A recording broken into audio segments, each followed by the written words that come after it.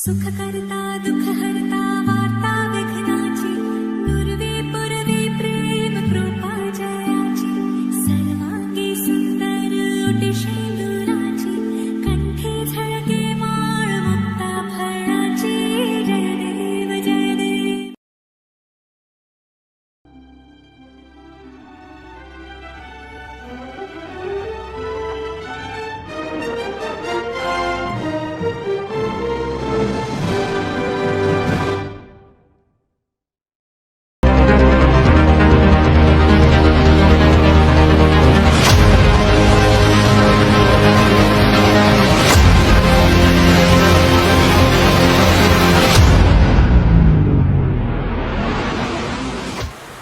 কাহিনীর প্রথম দৃশ্যে আমরা দেখতে পাচ্ছি আমাদের গল্পের কেন্দ্রীয় চরিত্র অনন্ত তার শিল্পালয় মনমরা হয়ে বসে রয়েছে। তার চোখ থেকে পড়ছে অজস্র জল। সারাদিনের ক্লান্তিতে অনন্তের চোখ সামান্য লেগে এসেছে।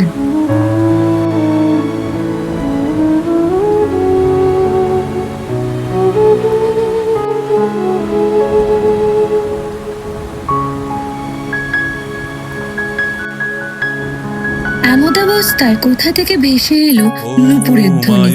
আসলে তিনি এসে উপস্থিত হয়েছেন যে সন্তানের কষ্টে মা কি আর নিজেকে আটকে রাখতে পারেন। তন্দ্রাচ্ছন্ন অবস্থায় অনন্ত হঠাৎ শুনতে পেল এক সুমধুর কণ্ঠস্বরে কে যেন তাকে ডাকছে। পুত্রং দেহি ধনং দেহি সর্বান কামাংশ দেহি মে।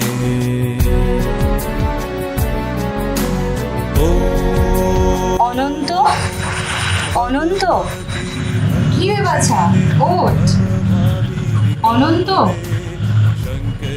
অনন্তের তন্দ্রা কাটলো। অবাক হয়ে তিনি দেখছেন তিনি কে। তবে কি সত্যি মা এসেছেন তার দুয়ারে?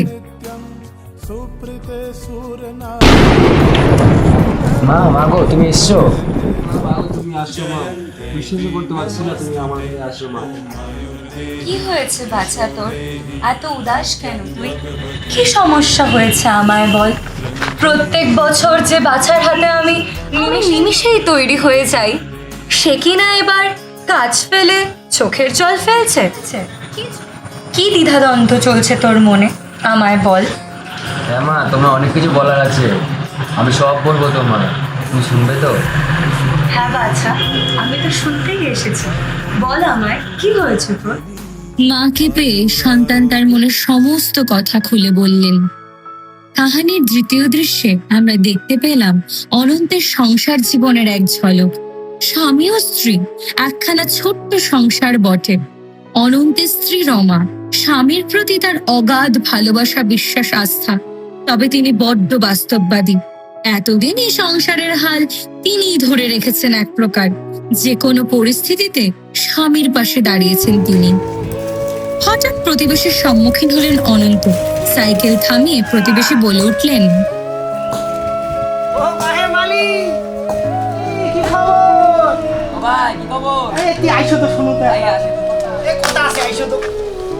কি খবর ভাই, সব ভালো তো? আরে বাহে, খবর তো এলা তোমারে বাহে, খবর তো এলা তোমারে বাহে।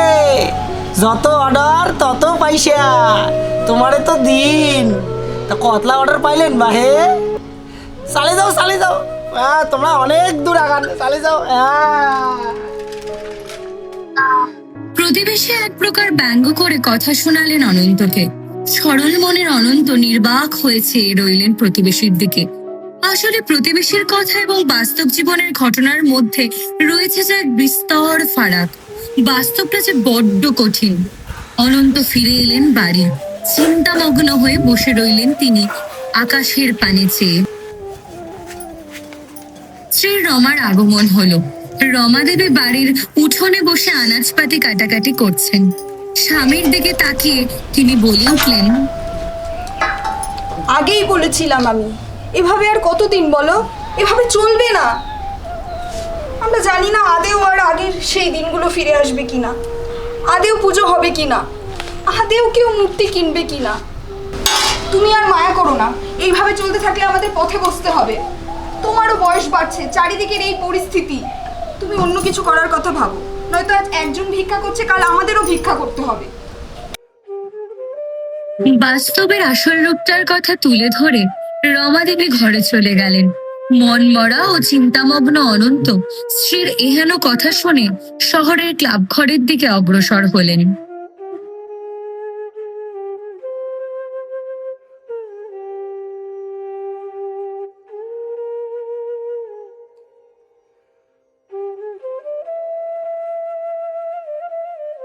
তুমি রান্না করো, আমি একটু ক্লাব থেকে ঘুরে আসছি। হ্যাঁ গো, মাস্কটা নিয়েছো? মাস্কটা কি নিয়েছো? লাড্ডুটা আমাকে জ্বালিয়ে মারবে। ক্লাব ঘর প্রতিদিনের মতোই ক্যারাম খেলা চলছে সেখানে। তখন ক্লাব ঘরে উপস্থিত ছিলেন ক্লাবের কিছু সদস্য সহ ক্লাবের সেক্রেটারি ও অ্যাসিস্ট্যান্ট সেক্রেটারি মহাশয়। রাজীব দা, রাজীব দা। হ্যাঁ ভাই বল। চারপাশে যা অবস্থা, টাকা পয়সা কি এবার ঢুকবে মনে হয়? দুর্গা পূজাটা কি আদৌ হবে? ভাই বল, পুজোর ব্যাপারটা না, তো এই বছর তো মনে হয় যে অবস্থা, ফান্ড পাওয়া আসবে না, কি করা যায় দেখছি। রাজীব দা, রাজীব দা, তুই কখন থেকে মোবাইলে কি করতেছো গো? ভাই এই স্টক মার্কেটে 1 কোটি টাকা ইনভেস্ট করলাম, সেটাই দেখতেছি, দেখা যাক কি হয়। আচ্ছা,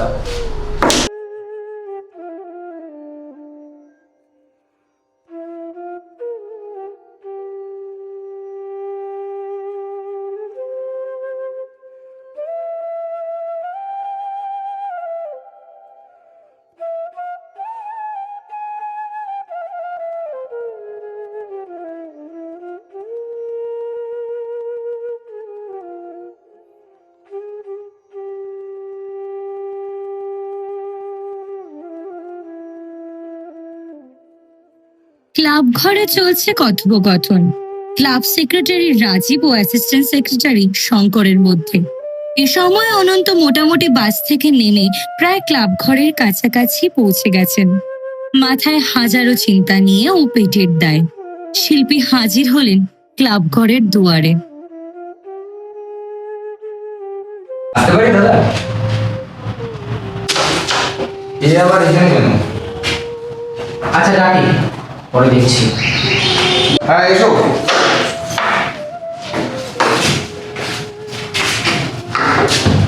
আরে বসো বসো, দাঁড়িয়ে থেকো, কি বলবে বলো। আরে দাদা, বলছিলাম কি, পুজো তো এগিয়ে আসলো, মাকে যদি এখন থেকে বাড়ানো শুরু না করি তাহলে পুজোর আগে পর্যন্ত মাকে বিয়ে করে দিতে পারবো না। তো আপনি যদি কিছু বায়না দিতেন, আশেপাশের অবস্থা তো বুঝতেই পারছেন যা চলছে। ও আচ্ছা, এবার বুঝতে পেরেছি তুমি কেন এসেছো, কিন্তু অন্তত এবার তো পুজো হবে না। কেন দাদা, পুজো হবে না কেন? এই ক্লাবের পুজো তো কোনোবার বন্ধ হয়নি, আর এই ক্লাবের পুজোর প্রতিমা তো প্রত্যেক বছর আমার বংশ ধরে করে আসছে, এই বছর আমি করছি। সে জানি অঙ্কা, কিন্তু কিছু করার নেই। এবছর কোভিড চলছে, সারা পৃথিবী জুড়ে অত্যাচার ছড়িয়ে পড়েছে, শয়ে শয়ে লোক মারা যাচ্ছে রোজ। এবছর যদি পূজা করি তাহলে আর দেখতে পাবে না। পুজো করলেই ভিড় হবে, লোক আসবে, আর করোনাও ছড়াবে, কি দরকার পুজো করার? তাই এবছর পূজা হবে না। আর তাছাড়া চাঁদা কে তুলতে যাবে? সব টাকা কি রাজীব দা আর আমি দেবো নাকি? তাহলে তুমি দাও অনন্ত, সব টাকা দিয়ে দাও। কিন্তু দাদা, মায়ের 1 বছরের পুজো, আমাদের ঐতিহ্য, বন্ধ করাটা কি ঠিক হবে? সে নয় হলো, পুজো করবো কম, কিন্তু এবছর হয়তো কত বড় করে সম্ভব হবে। তুমি আজকাল বড্ড দাম চাইছো, কমে যদি করতে হবে তাহলে ভালো, না হয় অন্য কোথাও থেকে প্রতিমা আনতে হবে। কি বলছো রাজীব দা, তুমি সব কিছু ভেবে চিন্তা বলছো তো? হ্যাঁ ভাই, সব ভেবেই বলেছি, পুজোটা বন্ধ করে দিলে অনেক সমস্যা হবে, তোকে পরে বুঝিয়ে বলছি। তাহলে তুমি এখন এসো বন্ধুরা। ক্লাবের সেক্রেটারি রাজীব বাবু পুজোর টাকা আত্মসাৎ করার জন্য কায়দা করে অনন্তকে না বলে দিলেন মায়ের মূর্তি গড়ার জন্য। সরল মনের অধিকারী আমাদের মৃৎশিল্পীর মনটা এক নিমেষে ভেঙে গুড়িয়ে গেল। পুজো হবে না, মাথা আকাশ ভেঙে পড়ল তার। মূর্তির অর্ডার না পেলে সংসার কি করে চালাবে সে? বাড়ি ফিরে স্ত্রীকেও বা কি বলবে সে? এসব ভাবতে ভাবতে অনন্ত বাড়ির পথে রওনা হলো। মনে মনে ভেবে নিল মূর্তি গড়ার কাজ সে আর করবে না। রাগের মাথায় নেওয়া এই সিদ্ধান্তের কথা তথা সারাদিনের সমস্ত ঘটনার কথা অনন্ত মাকে খুলে বললেন ও নিষ্পাপ শিশুর মতো কাঁদতে কাঁদতে রাগের মায়ের মাথায় হয়তো কাছে বলে ফেলেছি ক্ষমা মা চাইলেন যে অন্য অনন্ত। কাজ করব, কিন্তু যে মা এই মূর্তি করা ছাড়া আর আমি অন্য কাজ পারি না।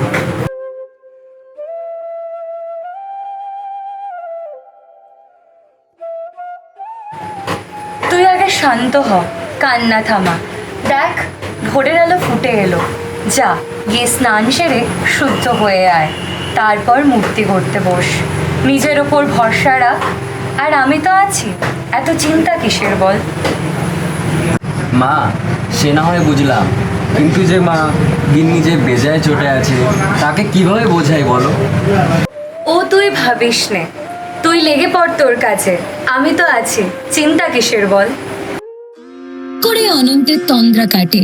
মায়ের উপদেশ মেনে সে তার কর্তব্য পালনে খুশি মনে লেগে পড়ে।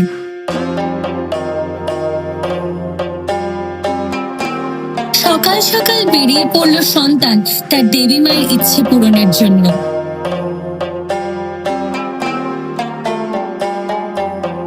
নদীর ধারে বসেছিল ছেলেটা চিন্তার ঝুলি নিয়ে। হঠাৎ কানে ভেসে এলো ঢাকের শব্দ। ঘাসে ঘাসে কে ছড়ালো শিউলির আলপনা। অনন্তর মন স্থির করে ভাবল ঢাকে কাঠি পড়ে গেছে, আর দেরি করলে চলবে না।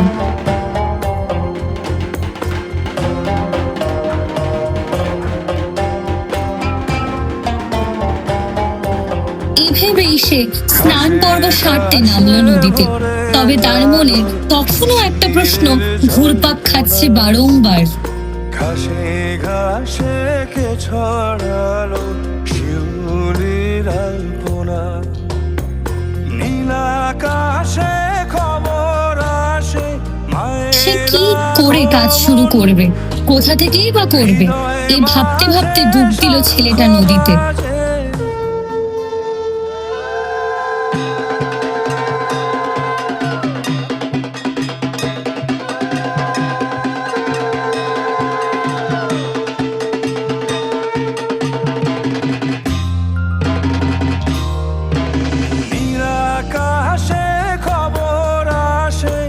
হঠাৎ করে সে লক্ষ্য করলো একখানা মূর্তি তৈরির কাঠামো তার দিকে ভেসে আসছে।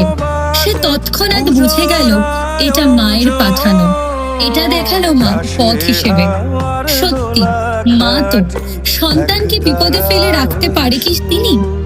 অনন্ত আর দেরি না করে কাঠামোখানা কাঁধে করে নিয়ে ফিরল বাড়ি। এবার আমরা দেখছি ক্লাবের অ্যাসিস্ট্যান্ট সেক্রেটারি শঙ্করের বাড়ির দৃশ্য। ইনি শঙ্করের মা রত্না দেবী। মডার্ন, তবে ওই আর কি, কুসংস্কারের বেড়াজাল থেকে মুক্তি পাননি।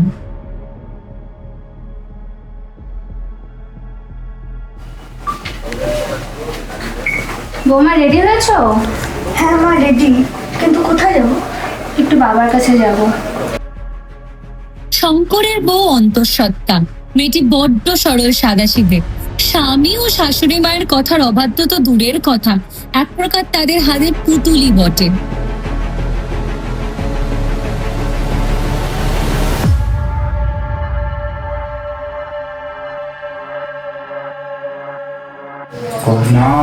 जय माँ काली, जय माँ, जय माँ काली, जय माँ काली, जय माँ काली, जय माँ।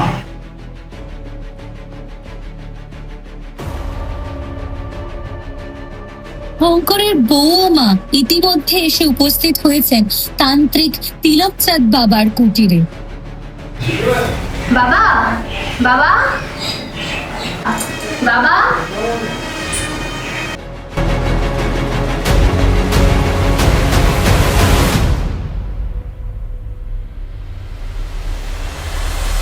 কি দরকার? বাবা আপনার সাথে একটু দরকার ছিল। জয় কালী, জয় কালী, জয় কালী।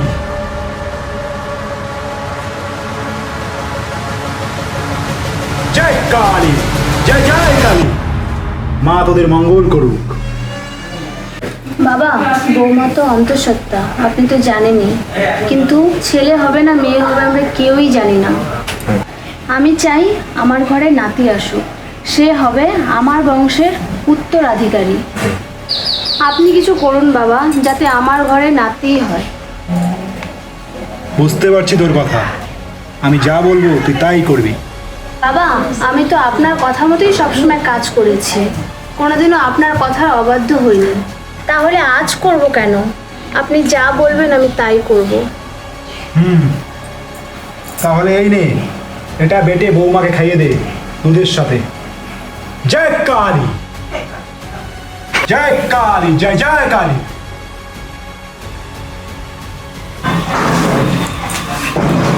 বৌমা তোমার হাতটা একটু দাও তো। বাড়ি ফিরলেন দুজনে। বাবার কথা মতো সবটা করলেন রত্না দেবী।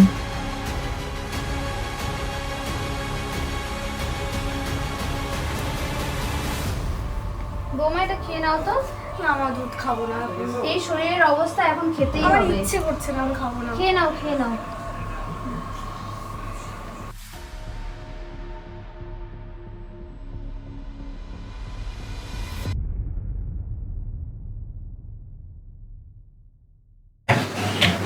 বাবা আপনি এসেছেন?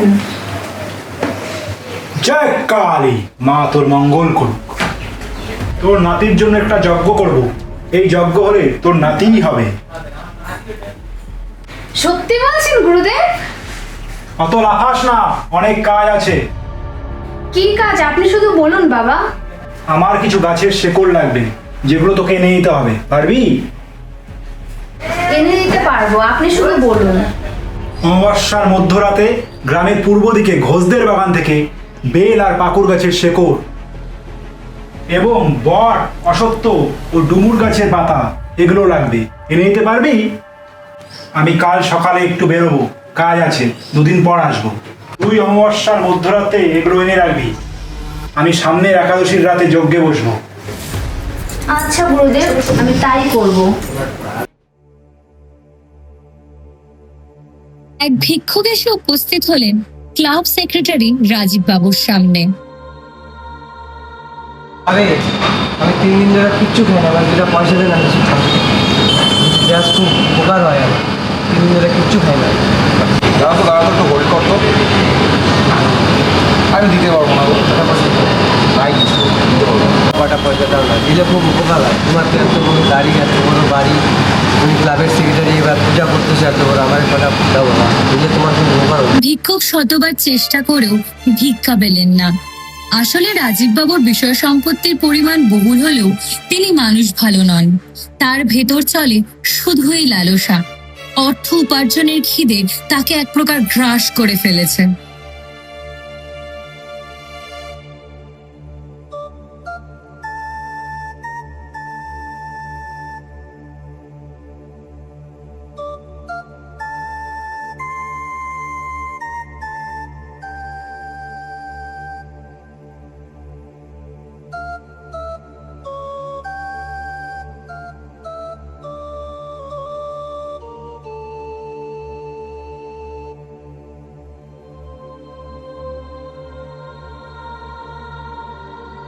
ইনি রাজীব বাবুর স্ত্রী রীনা। ভালো মানুষ তিনি, তবে স্বামীর সাথে দিন দিন অশান্তিটা যেন তার বেড়েই চলেছে প্রতিনিয়ত। তিনি নিজের সর্বস্বটা দিয়ে চেষ্টা করেন সংসারটা আগলে রাখবার, কিন্তু তেমন কিছুই লাভ হয় না। আমি রেডি তো, যাবা না ঘুরতে? কি গো যাবা না ঘুরতে? চলো। কি গো চলো। না আমি যাবো না ঘুরতে, তুমি চলে যাও। এই যে বললাম, রীনা দেবী শতবার চেষ্টা করেও আর কিছুই করে উঠতে পারেন না সবটা সামাল দিতে। হঠাৎ একদিন কিছু কি বলার আছে? বলার থাকলে বলতে পারো। হ্যাঁ বলার জন্যই তো এসেছি। এতক্ষণ কতক্ষণ ধরে যে তোমাকে ডাকছি, তুমি কি কানে কালা? দেখতে পাচ্ছ না কাজ করছি, কিছু বলার থাকলে বলো। তোমার জন্য খাবার বেড়ে যে বসে আছি, তুমি কি খাবে না? তোমার জন্য তো আমিও খেতে পারছি না। দেখতেই তো পাচ্ছ একটা কাজ করছি, এত কথা কিসের তোমার? এত কিসের ব্যস্ত তুমি যে খাবার টাইম পাচ্ছ না? ব্যস্ত মানে এমনি পুজোর টাকাটা এসে আটকে গেছে, আমাকে বারবার ফোন করছে, সেটা নিয়ে আমি টেনশনে আছি। তাছাড়াও ইনভেস্ট করে রেখেছি, সেটা এখন কি হয় আমি চিন্তা ভাবনা করছি। আর তোমার খাওয়ার সব সময় ফোন আর টাকা, তোমার কি এগুলা ছাড়া আর কিছুই নেই? না নেই, আজ এই বাড়ি গাড়ি যা আছে সব এই টাকার জন্য। আমি ক্লাবের যে সেক্রেটারি সেটাও এই টাকার জন্য। আজ টাকা ছাড়া কেউ কাউকে ভ্যালু দেয় না, আমার কাছে সবই টাকা। ও, তোমার কাছে কি টাকার মূল্যই বেশি? আমার কি কোনো মূল্য নেই? না নেই, আজকের দিনে টাকা যার সবই তার। ও, তার মানে তোমার কাছে সম্পর্কের কোনো মূল্য নেই? ঠিক আছে, একটা সময় এমনও আসবে যখন তোমার কাছে কেউ থাকবে না, শুধু টাকা থাকবে। তখন তুমি বুঝতে পারবে সম্পর্কের মূল্য কতখানি। আগে টাকা ইনকাম করে নিই, তারপর যা হবে দেখা যাবে।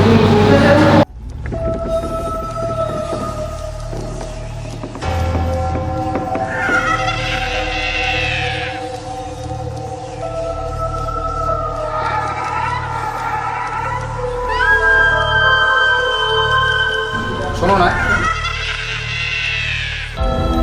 হ্যাঁ, টাকাটা পাঠিয়ে দিয়েছিল। হ্যাঁ, রাজীবকে পকেট থেকে সরিয়ে দে।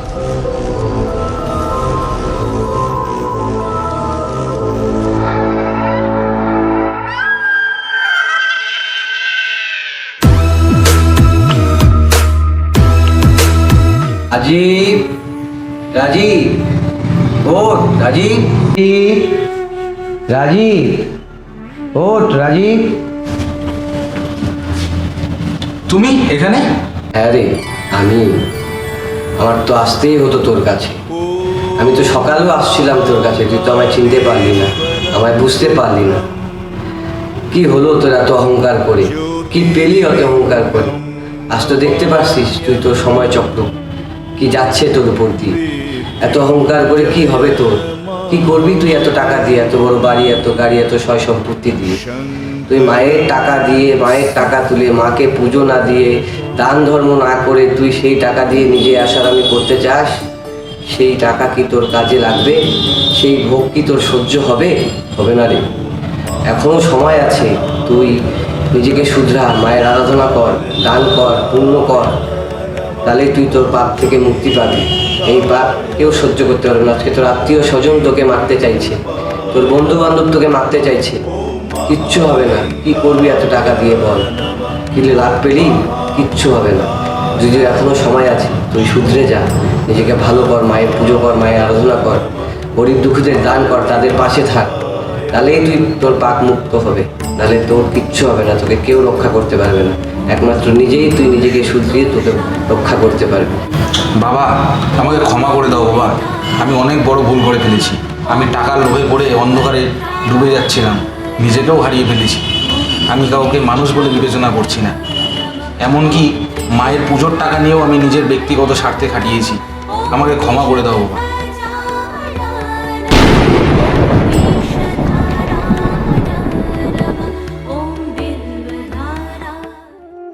রমাদেবী তখন রান্না চাপিয়েছেন উনুনে। স্বামীর মূর্তি তৈরির উন্মাদনা দেখে তিনি আর চুপ করে বসে থাকতে পারলেন না। হঠাৎই বলে উঠলেন,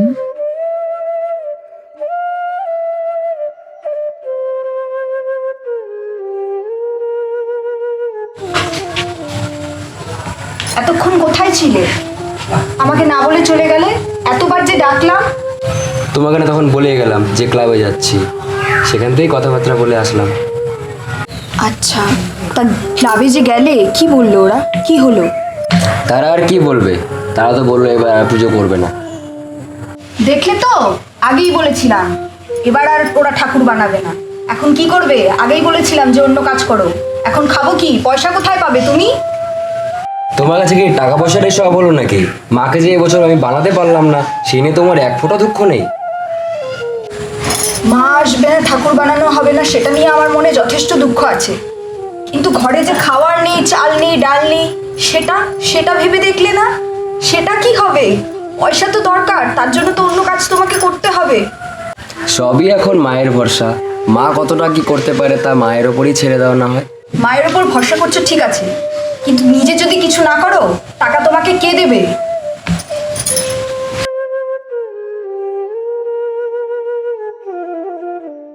স্বামীকে পুনরায় বুঝিয়ে বাস্তবের ছবিটার কথা মনে করিয়ে দিয়ে তিনি এক প্রকার ক্লান্ত ও মনক্ষুণ্ণ হয়ে চলে গেলেন ঘরে বিশ্রাম নিতে। হঠাৎই রমা, রমা, কে রে, ওঠ রে বাছা। রমা,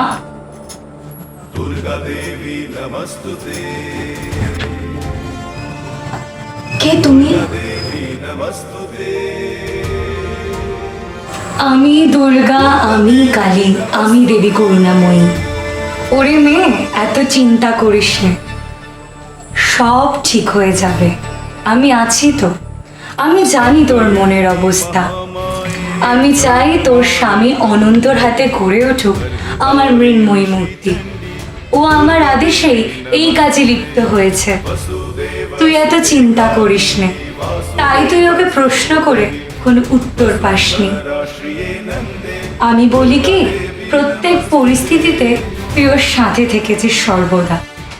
এইবারটা না হয় ভরসা করে দেখ আর একবার তোর স্বামীকে, সব ঠিক হয়ে যাবে। আমি তো আছি।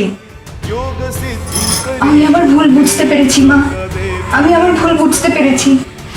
আমি থাকবো, আমি ওকে বাধা দিচ্ছিলাম তো, আমি এখন ওর পাশে থাকবো। আমি আমার ভুলটা বুঝতে পেরেছি মা। এটা আমি কি দেখলাম? বুঝতে পেরেছি মা, আমি তোমার ইঙ্গিত বুঝতে পেরেছি।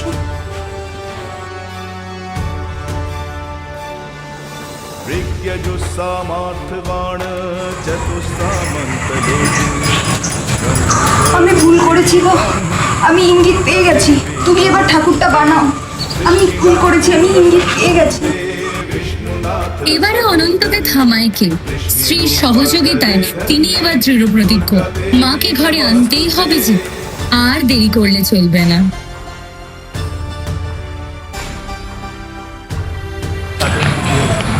হ্যালো রাজীব দা, চিনতে পারলেন? আমি অনন্ত বলছিলাম। বললাম আপনারা তো এবার ক্লাবে পুজো করছেন না, তো ভাবলাম মাকে নিজের হাতে নিজেই বানাবো, মাকে বানিয়ে নিজেই পুজো করব। আপনারা আসবেন কিন্তু মাকে দেখতে। এই একটা নাম্বার আছে শঙ্করদার, মনে হয়, কল করি।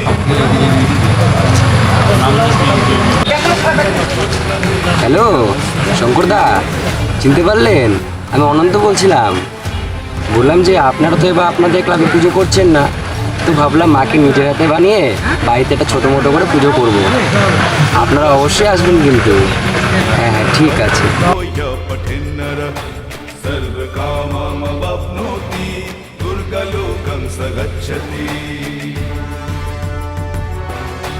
দুর্গা দেবী নমস্তুতে।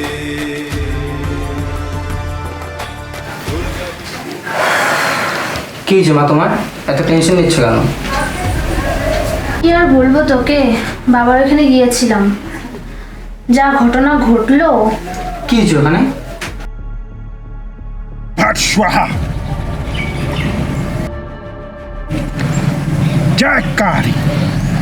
তোকে যে জিনিসগুলো এনে দিতে বলছিলাম, দে ওগুলো।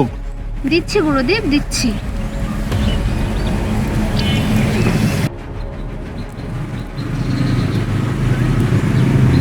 তোকে আমি কি আনতে বলেছিলাম, এগুলো কি এনেছিস?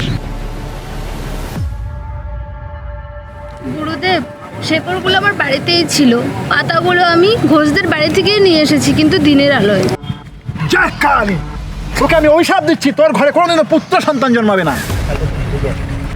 না গুরুদেব, এমন অভিশাপ দেবেন না, তাহলে আমার বংশের প্রদীপ আসবে না। কি বলো মা তুমি এসব? তোমার কথা শুনে আমি চিন্তায় পড়ে গেলাম।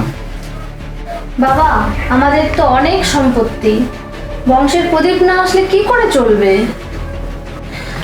আমি বলি কি, ওই টেস্ট হয় না, ছেলে না মেয়ে জানা যায়, তো ওটা করিয়ে দেখলে কেমন হয় বলতো? এ তুমি কি বলছো মা? একবার করিয়ে দেখ না বাবা, যদি মনের শান্তি হয়। ঠিক আছে মা, দেখছি কি ব্যবস্থা করা যায়।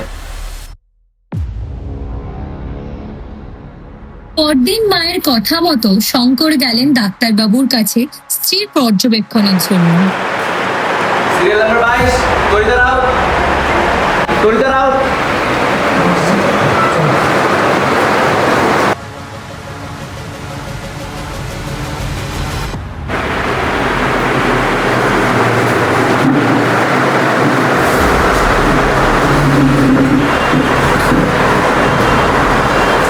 আচ্ছা, আপনার নাম? তরিতা রাম।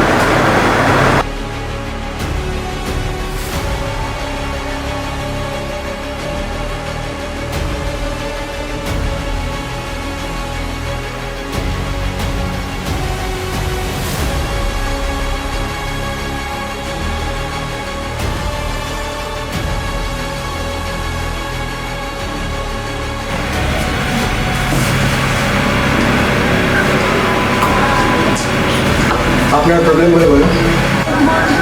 এরকম তো কোনো প্রবলেম নেই। যে পেশেন্ট তাকেই বলতে দিন না। আপাতত কোনো প্রবলেম নেই, মাঝে মাঝে একটু নড়াচড়া করছে, আর কিছু দেখতে পাচ্ছি না। তাহলে আপনার কথা শুনে যেটা বুঝলাম যে আপনার সব কিছু ঠিকই আছে, তার মধ্যে 2 মাসের মধ্যে আপনার ডেলিভারিও হবে। তো দেখে শুনে হাঁটবেন, ভারী জিনিসপত্র কম সম ওঠাবেন, আর ভালো মতো থাকবেন। আমি 2টো ওষুধ লিখে দিচ্ছি, এটা 2 সপ্তাহ খাবেন, 2 সপ্তাহ পর আবার আসবেন। ডাক্তারবাবু কিছু কথা ছিল। হ্যাঁ, সমস্যা নেই, বলুন। ডাক্তারবাবু, আমার স্ত্রীর তো 2 মাস করে ডেলিভারি ডেট আছে, তার আগে কোনো কিছু করে জানা যাবে ছেলে আছে না মেয়ে আছে? ব্যাপারটা সেটা না ডাক্তারবাবু, আমার আর আমার ফ্যামিলি ছেলে চাই, আমারও ছেলে ভালো লাগে, আর মেয়ে যদি হয় আমরা চাই না। তাই কোনো টেস্ট বা কোনো কিছু করে জানা যাবে মেয়ে আছে কি ছেলে আছে? আচ্ছা, সবই বুঝলাম। আপনার ছেলে পছন্দ, আপনার ফ্যামিলিরও ছেলে পছন্দ, মেয়ে পছন্দ না। কিন্তু ভগবান করে যদি আপনার মেয়ে হয়, তখন আপনি কি করবেন? যদি মেয়ে হয় আমি রাখবো না, তার জন্যই আপনার কাছে আসা, যে ছেলে আছে কি মেয়ে আছে যদি কোনো টেস্টের মাধ্যমে জানা যায়। আর যদি মেয়ে হয় তবে আমি নষ্ট করে দেবো। এটার বুদ্ধি তো আছে, কিন্তু সেটা আইনত অপরাধ। সন্তান ছেলে হোক কিংবা মেয়ে হোক, সে তো আপনারই সন্তান। আপনি বাবা হয়ে কীভাবে ভাবতে পারেন আপনার সন্তানকে নষ্ট করার কথা? আপনি যদি কিছু করতে পারেন তো বলুন, আর আপনার যদি কোনো টাকা বা কিছু লাগে তো বলুন, কিন্তু আমি চাই না।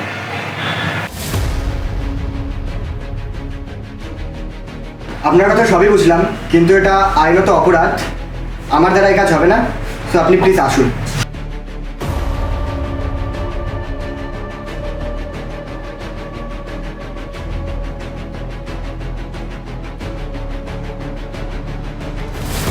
দাদা একটু সাইডে আসেন, একটা কথা আছে। তুমি একটু বসো তো, আমি আসছি। কি বলে?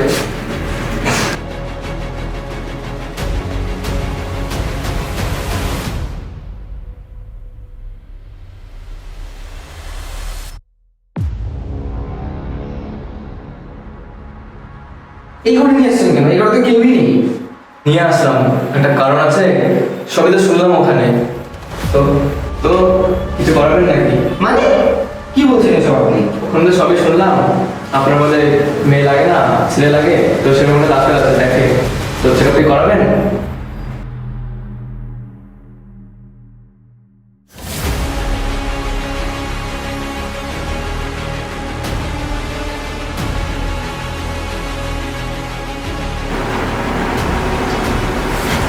হ্যাঁ ভাই বল। ও আচ্ছা, ওই কেসটা। হ্যাঁ, পাঠিয়ে পাঠিয়ে পাঠিয়ে পাঠিয়ে।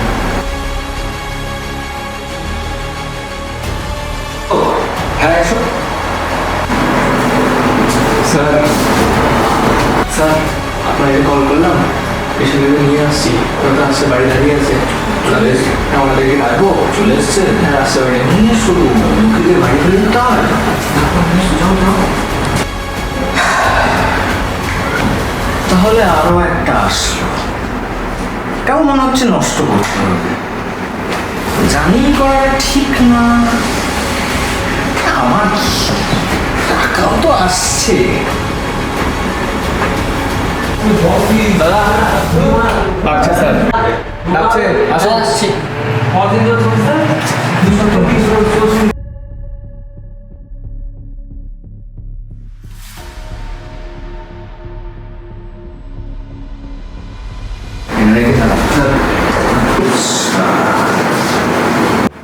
আপনার স্ত্রীর গর্ভে কন্যা সন্তান আছে, রিপোর্ট করেছিলেন?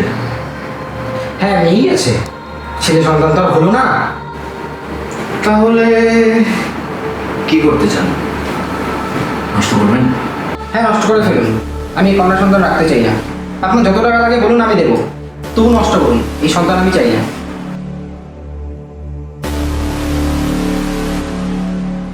এই সন্তান জন্মালে আমরা কেউ মেনে নিতে পারবো না, আপনার যা করার কি তাড়াতাড়ি করুন।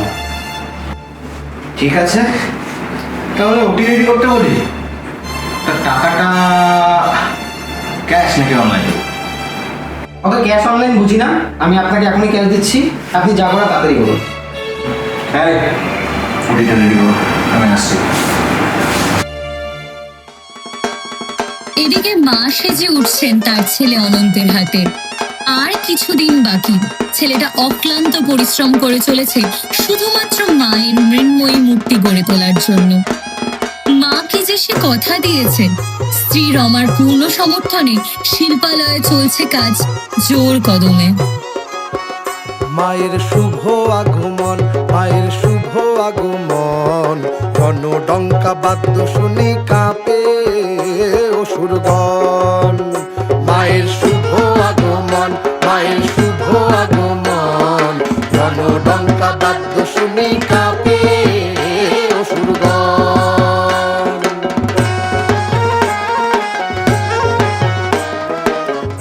এই টাকাগুলো রাখুন, বাকি টাকাটা আমি কাজের পর দিচ্ছি।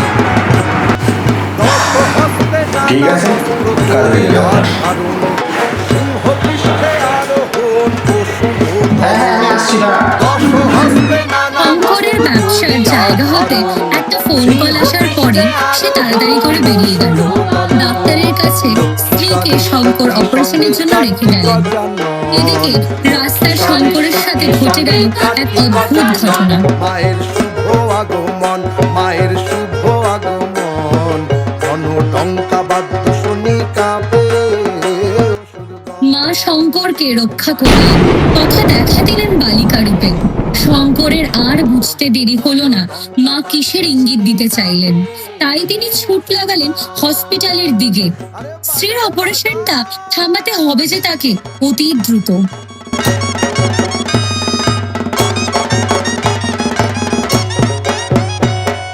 বিষের উপর চড়ি আইলা আইলা পঞ্চানন, দিকে দিকে উলু দেয় জীবন। বিষের উপর চড়ি আইলা আইলা পঞ্চানন, দিকে দিকে শিল্পালয়ে কাজের ভিড় পড়েছেন। অনন্ত বেশ ব্যস্ত, কাজের চাপ পড়েছে বহুল। মা তাকে দুহাত ভরে আশীর্বাদ করেছেন। আসলে অনন্তের কাজ তো এটাই, মাকে মৃন্ময়ী রূপে গড়ে তোলা। তার এখন পেশা আর নেশা দুটোই তো এক, তাকে এখন পায় কে? হঠাৎই রাজীব এবং শঙ্কর এসে উপস্থিত হলেন অনন্তের দুয়ারে। শুনি কাঁপে অসুরগণ।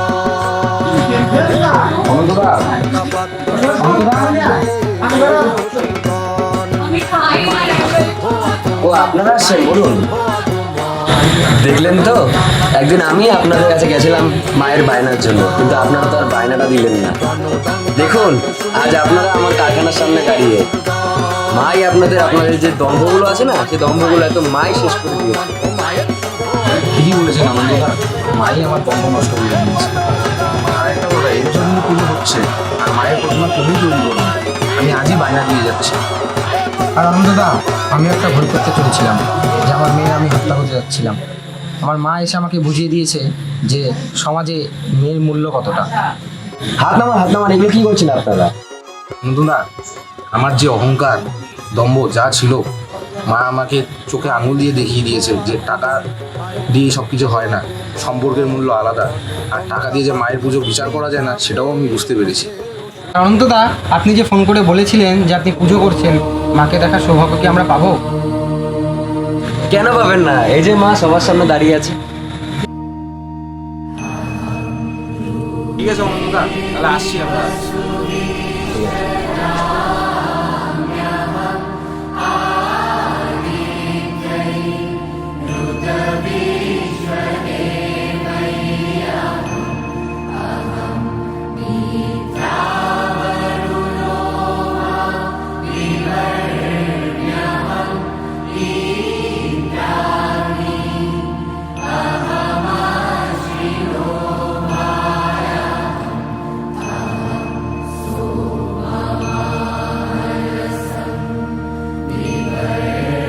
শেষমেশ মা এলেন সন্তানের হাত ধরে তার কুঠিরে। এত বাধা বিপত্তির পরও অবশেষে বজায় থাকলো এক শিল্পীর শিল্পসত্তা। কুড়ি অর্থাৎ আমরা তুলে ধরার চেষ্টা করেছি 2020 সালের কথা, অতিমারির দাপটে সমাজের এক বিধ্বস্ত চিত্রকে। বাঙালির শ্রেষ্ঠ উৎসব দুর্গাপূজা, এ কথা যেমন চিরসত্য, ঠিক তেমনি মায়ের আগমনকে কেন্দ্র করে এ সময় একটা গোটা শ্রেণীর মানুষ কিছু ভালো দিনের মুখ দেখে। আশা রাখছি আমাদের এইবারকার উপস্থাপন আপনাদের ভালো লেগেছে। নমস্কার।